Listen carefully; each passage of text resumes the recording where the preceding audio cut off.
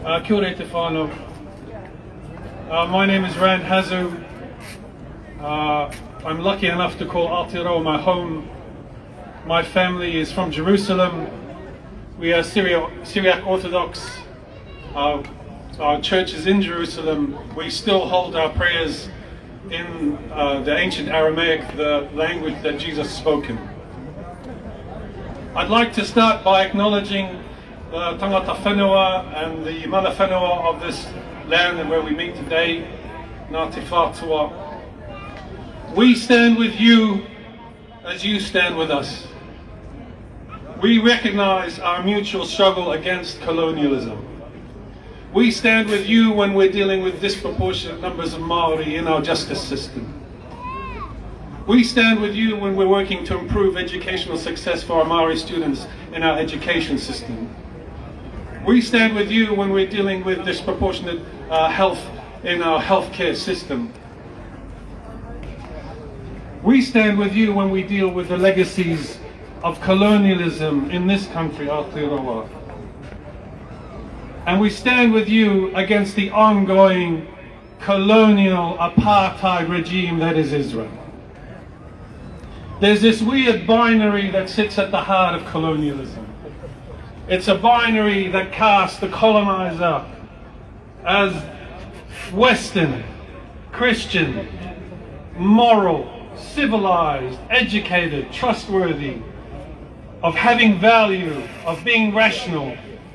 And it's a binary that casts indigenous people as being colonized, immoral, savage, barbarous, worthless, and immoral. We see this colonial binary playing out in the political discourse.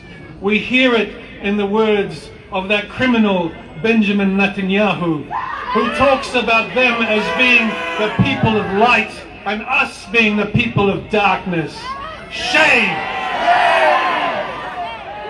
We hear this colonial binary in the media discourse when they talk about Palestinian civilians as in terms of being dead, just happen to die, or in terms of the other horrible word, collateral damage.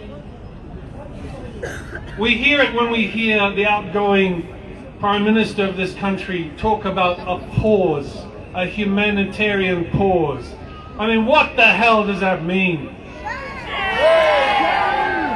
Does it mean we want to pause in the conflict so we can allow those few trucks of humanitarian aid to get into Gaza so that the Israelis then can bomb babies with full stomachs rather than them being empty? I mean, this is a ridiculous proposition. And we cannot expect the kind of strong principled stance from our incoming Prime Minister, who's informed, his worldview is informed by evangelical Christianity. He sees the world with those colonial eyes. So what can we do?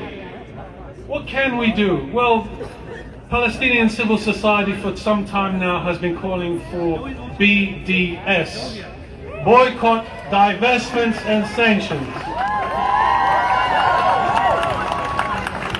It is a rights-based approach modelled on the South African experience to end apartheid. Israel to pressure it to abide by international law, and it has three goals: for Israel to stop the occupation, to withdraw to territory in 1967, and to allow the refugees, like the 70% of Gazans, to return home. BDS, boycott, divestment, sanctions. So in 6 months' time, when an Israeli officer writes his memoir about his experience bombing Gaza and then comes on a tour to Aotearoa to publish his book, what are we going to say? BDS, boycott, divestment and sanctions.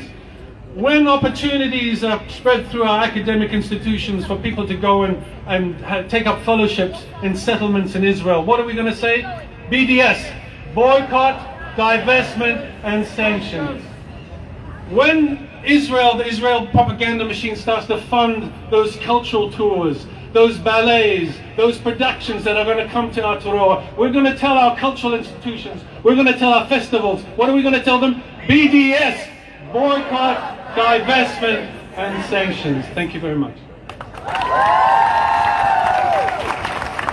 Thank you, Ran. Thank you, Ran.